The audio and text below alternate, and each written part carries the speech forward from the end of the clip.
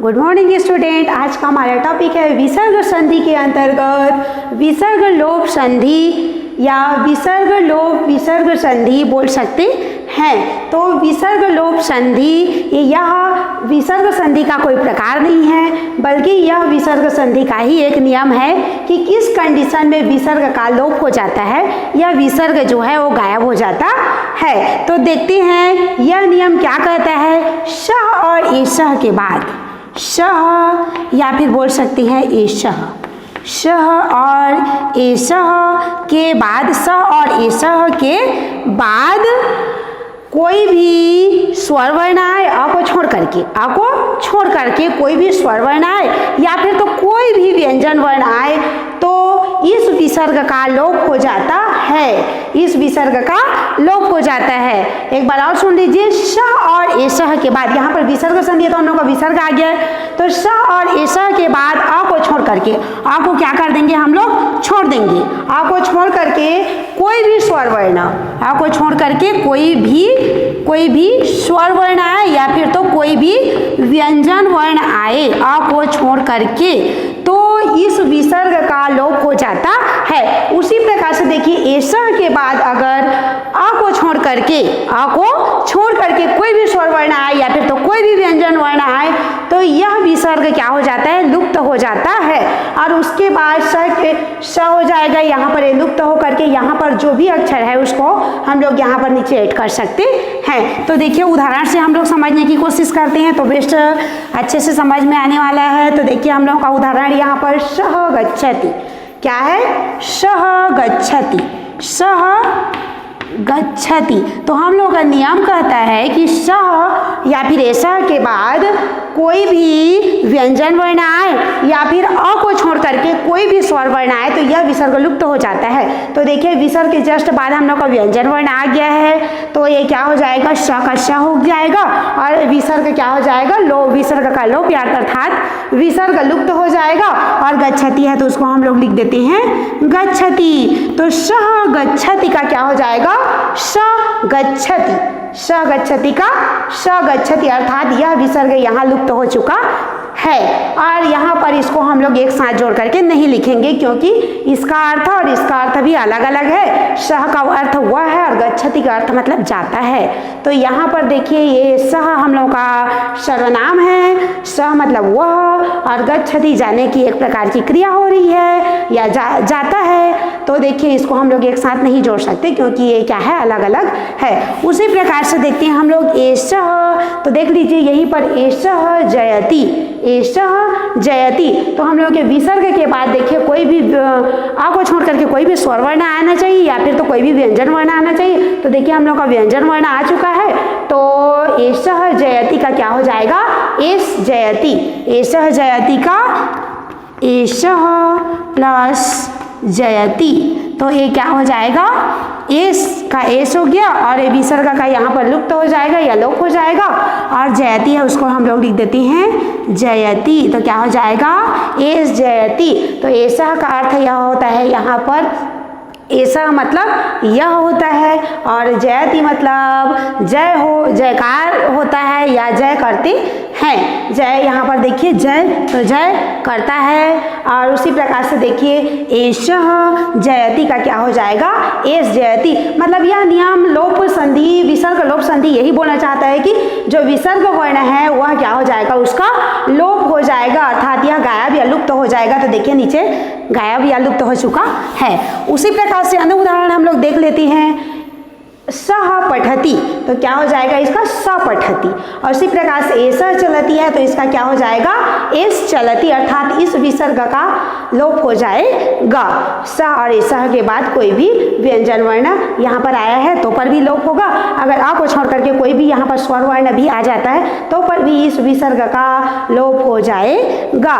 तो यहाँ से हम लोगों का विसर्ग संधि के अंतर्गत लोप संधि का फर्स्ट नियम सह और एशः इंड होता है। और इसी में एक और सेकेंड नियम है कि विसर्ग के पहले आ हो, विसर्ग के पहले क्या हो, आ हो, विसर्ग के पहले आ हो और उसके बाद विसर्ग के पहले क्या हो, आ हो और विसर्ग के बाद हम लोगों का कोई भी स्वर वर्ण हो, यहाँ पर कोई भी स्वर वर्ण हो या फिर किसी भी वर्ग का तृतीय, चतुर्थ या पंचम वर्ण हो। यहाँ पर देख लीजिए, कोई भी स्वर वर्ण हो, फर्स्ट क्या बोलता है, कोई भी स्वर वर्ण हो या फिर तो किसी भी वर्ग का, क वर्ग, च वर्ग, त वर्ग, त वर्ग या प वर्ग का किसी भी वर्ग का तृतीय, चतुर्थ या पंचम वर्ण हो, या च वर्ग का, यहाँ पर क वर्ग का तृतीय, चतुर्थ या पंचम वर्ण, या फिर ज, झ, ञ, च वर्ग का तृतीय, चतुर्थ या पंचम वर्ण।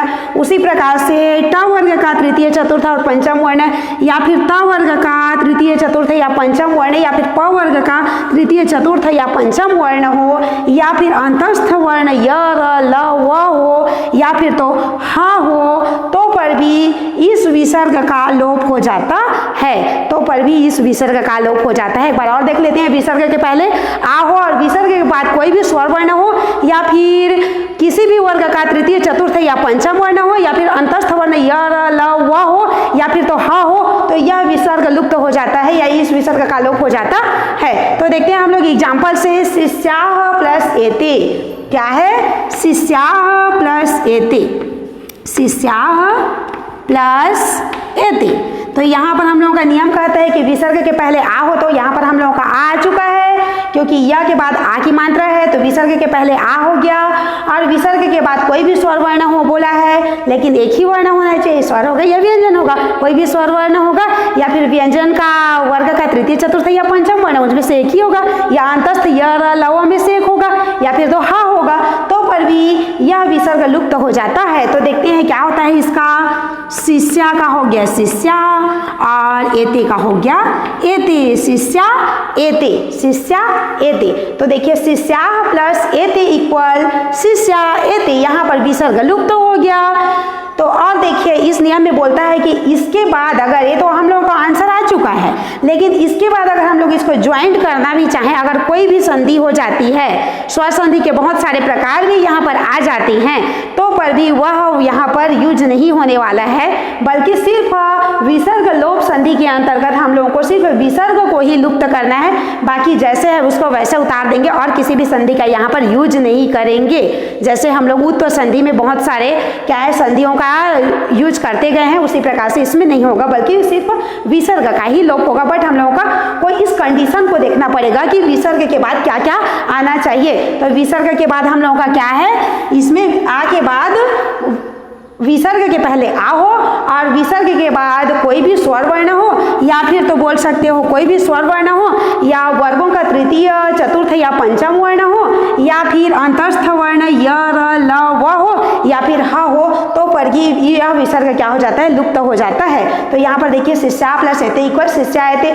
उसी प्रकार से और उदाहरण देखते हैं। नृपा प्लस अत्र, तो ये क्या है, विसर्ग यहाँ पर लुप्त हो जाएगा क्योंकि विसर्ग के पहले आया और विसर्ग के पहले कोई भी स्वर आए तो पर भी होता है, बोला गया था, तो ये स्वर वर्ण आ गया। उसी प्रकार से देखते हैं विसर्ग के पहले आ आया है और विसर्ग के बाद कोई व्यंजन वर्ण, मतलब किसी भी व्यंजन वर्ण का वर्ग का तृतीय, चतुर्थ या पंचम वर्ण आए तो पर भी यह विसर्ग लुप्त हो जाता है। तो हम लोग का तृतीय ये क्या है, ज, हम लोग का वर्ग का तृतीय वर्ण आ गया तो पर भी इस विसर्ग क्या होगा, लुप्त हो जाएगा। तो देवा प्लस जयति इक्वल देवा जयति, और जना प्लस इच्छन्ति तो क्या हो जाएगा, जना इच्छन्ति, और सुमना प्लस धन्या तो क्या हो जाएगा, सुमना धन्या। अर्थात इस विसर्ग का लोप हो जाएगा। देखिए 1 2 3 जितना भी विसर्ग है वो सब लुप्त हो जाएगा, बाकी को वैसे का वैसे हम लोग उतार देंगे। और यहाँ पर स और ऐसा में भी इस विसर्ग का लोप हो जाएगा और बाकी सेम टू सेम उसको उतार देंगे। तो यहाँ पर हम लोगों का विसर्ग संधि के अंतर्गत विसर्ग लोप संधि का फर्स्ट नियम स ऐसा वाला, और सेकेंड नियम विसर्ग के पहले आए और उसके बाद कोई भी स्वर वर्ण आए, या वर्ग का तृतीय, चतुर्थ या पंचम वर्ण आए, या अंतस्थ वर्ण आए, या फिर तो हा आए तो विसर्ग का लोप हो जाता है। तो यहाँ से ये दोनों नियम यहाँ पर इंड होता है। धन्यवाद।